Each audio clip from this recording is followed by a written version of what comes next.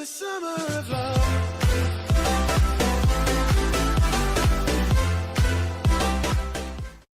What's up everybody, it's Pro here, and today we are back for another Yu-Gi-Oh! Deck profile. For today's deck profile, we're going to be doing Cyberse. This is the deck that the main character in the Yu-Gi-Oh! Vrains anime plays. So of course, we had to do this eventually on the channel, and I thought now was a really good time to do it because we're sort of in a stale state of the game, and since I haven't done Cyberse yet, and we are, we're always getting new support for this for this type, since it's the type that the main character uses, it means that we have a plethora of cards to choose from to build our deck based around.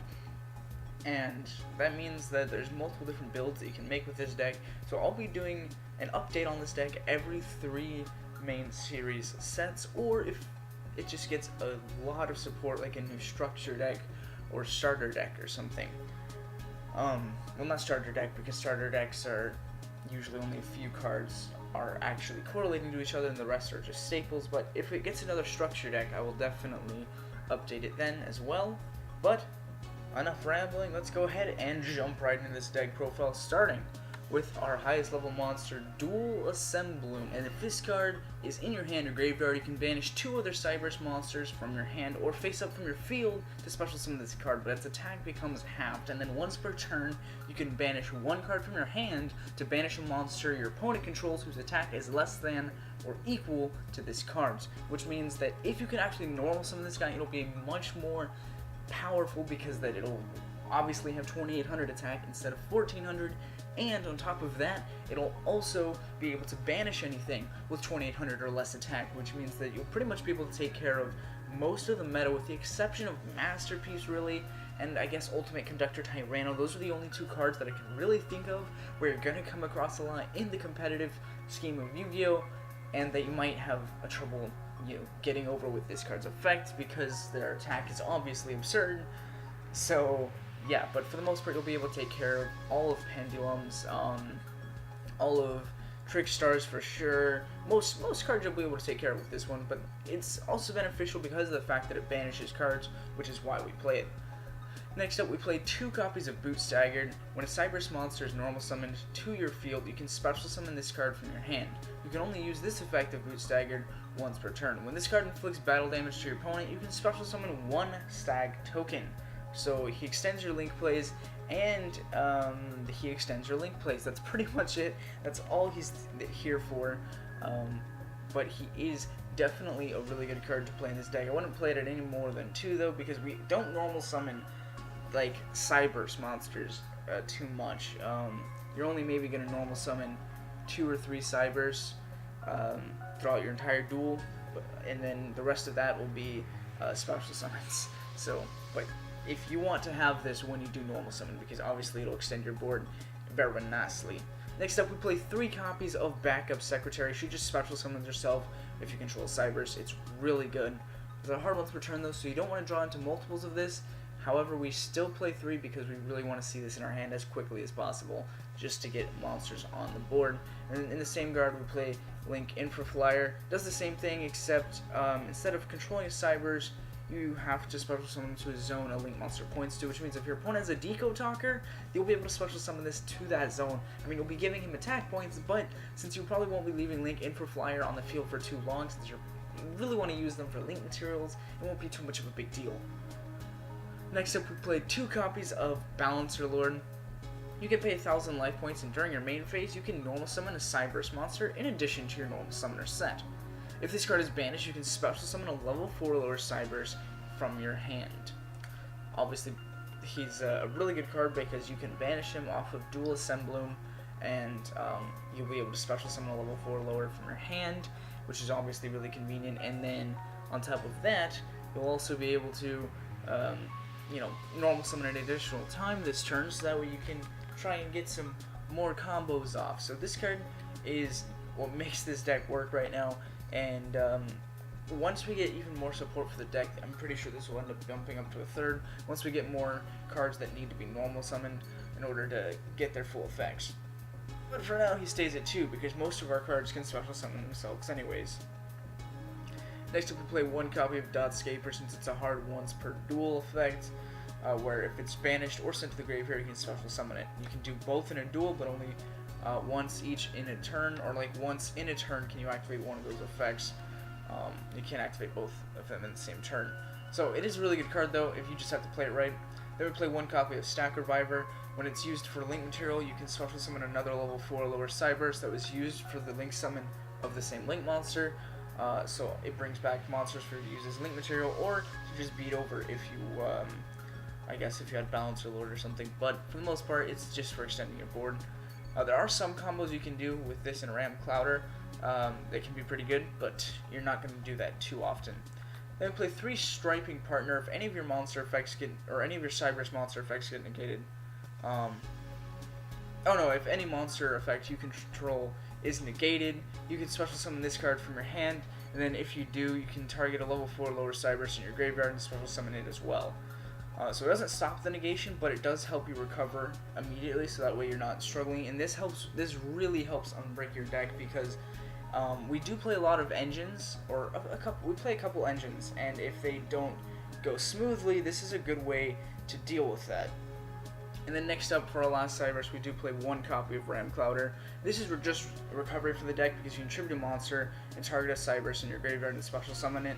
It's actually really broken because you're able to special summon Firewall Dragon off of this, just by tributing something like a backup secretary. So it can be pretty broken pretty quickly, and then you can just do a bunch of loops from there. Alright, moving on to our engines, we play 2 copies of Galaxy Soldier. We don't really want to see multiples of this, and it does kind of suck if you brick into this, but it's okay because there are outs to it. Outs to the brick, I mean. But yeah, so and technically there really isn't a brick, but it's just better to search it, is what I'm saying. Like, you don't want to see both in your hand. It's much better to have one in your deck and then one in your hand, so that way you can summon one and then search off the other one, so it thins out your deck a little bit. But either way, you run this for the Cyber Dragon Xyz monsters. Next up, we play 2 copies of Lone Fire Blossom. This is because we play the Predaplant Brilliant Fusion engine, and since we were trying to cut back on the brick as much as possible with this deck, we cut 2 of the Rise Scorpios, or not the Rise Scorpios, my bad, I'm thinking I'm playing Gokis. Ooh-wee, I cut back 2 of the Orifice Scorpios because I found that playing 3 of them completely sucked, because once you used the first one, the rest of them were dead in your deck and didn't do anything. So they were like shuffling bricks into your deck. It was terrible. But playing Lone Fire Blossom makes it so that as long as you draw into this card, you should be fine, and you'll be able to cycle through your deck a little bit more and get to that Orifice Scorpio as quickly as possible. And if you wanted to, you could actually play 3 of these and just take out one of your other cards. I couldn't decide on what to take out, because you honestly want to see this much more than you want to see the Scorpio in your hand. I just accidentally removed one. Jeez.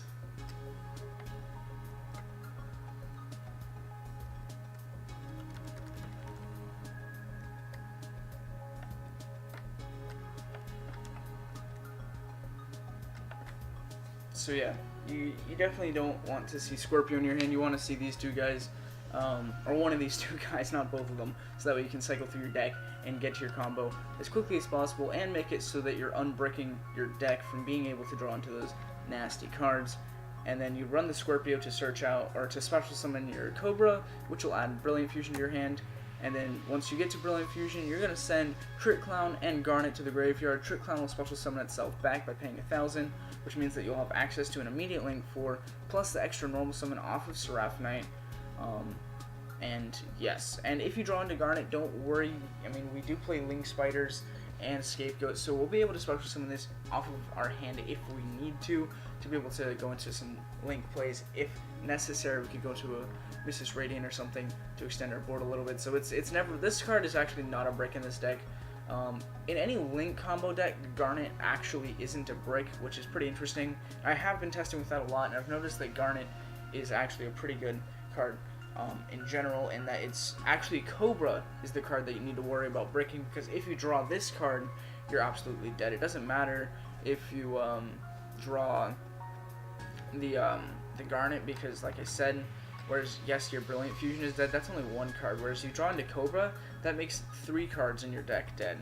that makes your 2 Lone Fires dead, and it makes your Scorpio dead, because now none of them are even worth using, and just become a waste of a normal summon. So drawing into Cobra is the worst, and I'm still trying to test with ways to deal with that, and I don't like playing 2 of them, because I think that playing 2 increases your chances of running into one of them, which I definitely wouldn't want to do. So you just have to be careful with that. Don't worry about Garnet, worry about Cobra. That's all I'm trying to say. Next, we'll play the 1 copy of Brilliant Fusion, because we're playing Brilliant Fusion engine of getting out Seraph Knight. Even though we don't normal summon with this deck a lot, it is still nice to have if you start with the Lone Fire Blossom combo, because then we'll be able to normal summon one of our Cyberse from our hand, and just get, and if it's Balancer Lord, get another one as well. So we can end up having 3 normal summons in a single turn with this deck, which is really awesome. Next, we play 3 Signet Backdoor. This is the card that searches out, sort of like the Rhoda of the deck, except it has a lot more complex effects.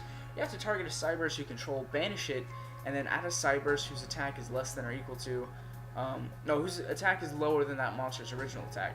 So you want to target a Sembloom, and it doesn't matter if you activate its effect or not to summon it, a Sembloom, because it's its original attack. So since its original attack is 2800, that means that you can search out your entire deck if you have a Sembloom on your field, and then Boot Staggered searches out anything that's not a Sembloom or another Boot Staggered. So for the most part, you'll be able to search out most of your cards pretty efficiently, and then even Balancer Lord searches out pretty much everything in your deck except for Boot Staggered, a Sembloom, and itself. So you can pretty much just go down the chain of command about. You just have to be careful, because you don't want to use this on too low attack, because then it just isn't even worth it. Also, it is a good thing to use it on Balancer Lord, because its effect would activate, so you'd actually plus off of it. So you just have to be careful and know when to make your plays and when to just play subtly. Next up, we play 2 Gold Sarcophagus. It's also a Rhoda in this deck, because we can, or I guess it becomes an initial special summon, because we can either banish Balancer Lord to actually special summon a monster from our hand, or banish Dotscaper to special summon itself immediately. So it's actually just a immediate card on the field, which is really cool. But we only play 2, because at 3 it just doesn't even make sense to play that many unless you're just playing a standard structured deck variant. Next up, we play 3 Mind Control. It's such a good card in this era right now, because since you can just steal your opponent's monster and use it for a link summon, it takes care of almost any problem. If a masterpiece uses a trap and a monster, just use Mind Control and link it into something after, it's just broken. And then we play 3 Scapegoats, because we're playing a link deck. Obviously we have to play Scapegoats, and as you know, I do like to play Scapegoats in every deck, just because it is a really broken card. And I know that the more people play Scapegoat, the more likely it's going to get banned, but it'll buff, alright, it'll buff. Next up, we play 1 copy of Upstart Goblin, because it turns this deck into a 39 card deck. And then we have our right Geki, because it destroys all your opponent's monsters. Monster Reborn, because it's broken. And of course, Soul Charge, because it's a win condition. Alright, so the first card in our extra deck is the 1 Gem Knight's Rough Knight, because it gives us that extra normal summon, which is convenient because we do play a lot of engines, or we do play the Predaplant engine, so we're going to need to, or because we play this, it's sort of a paradoxical card, because you play this, you end up wasting normal summon, so you only play this to get link materials out. Truly, that's the only reason why we play it, is to get that extra link materials out on the board. And then we play the 1 Nova, which you're going to immediately overlay into Infinity, which gives you a negate. Whenever any card or effect is activated, quick effect, you can detach a material to negate the activation and destroy the card. And it also gains 200 attack for each material, and once per turn you can target a face-up attack position monster on the field and attach it to this card as a face-up material, which means that you can even target your opponent's monsters. So this card is actually just really broken in the deck, and I love playing it because it's so easy to make. And a lot of, I guess I didn't really go over, but Galaxy Soldier, since it's we do play a lot of lights in the deck, meaning that you can pop off its effect pretty efficiently. And then if something goes wrong at the Nova point, people sometimes destroy it. You can actually special summon Mechaba off of it, because it allows you to special summon a Machine Fusion monster from your extra deck, so you'd be able to special summon Mechaba. Since it doesn't have a clause that it has to be fusion summoned, this means that you'll now have extra negates, so either way, you're going to be able to negate pretty much whatever your opponent does. It's just one is a lot better than the other, and you can play whatever machine you want. I just think that having negates is the entire point of playing the Galaxy Soldier engine. Alright, next up for our links, we play 2 copies of Link Spider and a Link Haribo for the Scapegoat. And now that Link Haribo has been confirmed to get a starter deck, I actually really recommend picking up this card because it's just really good. And whereas we don't play any really good level 1s in this deck, I'm sure there's going to be more coming out in the future, which will make him Link Haribo pretty good in this deck. Then we play Mrs. Radiant to extend our Link plays with our Garnet or with our Scapegoats, and a Proxy Dragon for the same reason. Same with Binary Sorceress, except we can gain life points back with her effect, and sort of get over high attack point monsters. Then we play our Decode Talker. This is just extra power on the board. Trigate Wizard, this is... Oh, he has a lot of effects, but he's Trigate Wizard, and since we play a Link Spam deck, being able to co-link with this card is really easy. Then we play 1 Skull Dread, because it's really easy to make with this deck as well, and getting his 4 effect is super easy. Then we play our Firewall Dragon, because getting it out, and then even if it gets sent to the graveyard, which it will, using Ram Clouder we can bring him back. And then with Borderlo Dragon, it just outs whatever. Alright, now I'm going to quickly, I know I had to sort of rush, but it's just because I use a lot of these cards often in my other decks, but I'm going to go ahead and quickly go over my side deck and why I play those cards. I play 3 Ghost Ogre because I think it's the best hand trap of the format, and it really helps with Pendulums, and it helps with a lot of other decks as well. For our spell, we play 3 Exchange. You could switch this out for system down. This is actually just more of a spicy thing. I actually recommend playing some other decks, but Exchange basically makes it so that if you have a brick hand, you can replace your brick cards with whatever. If you know that all of your cards in your hand are bricks and that your opponent can't use them, you might be able to snatch some hand traps or some spicy cards from your opponent. Then I play 3 Anti-Spell Fragrance for Pendulums. At my locals, I played Anti-Spell Fragrance against Odd Eyes deck, and it was really helpful. I didn't win for that match, unfortunately, because I messed up, but it still helped out a lot. And then we play 3 Mask of Restrict for the True Draco matchup, because that's probably our most difficult matchup. Then we play 1 Akashic Magician, a Ningirsu, and a Topologic Bomber Dragon to replace the Cyber Dragon engine, or the Galaxy Soldier engine with. And sort of the point here is that you can also side in Ningirsu whenever you side in Anti-Spell Fragrance, because since we do play a lot of spells that help out our deck, we can actually get rid of our own Anti-Spell Fragrance by summoning Ningirsu and popping our Anti-Spell Fragrance and then just one of their cards, so it's really beneficial. Anyways, that's pretty much all I have for this deck profile. I hope you guys enjoyed, and if you did, please leave a like, comment, and subscribe if you haven't already. Thanks for watching. Hope to see you next time, and as always, have a roaring good day.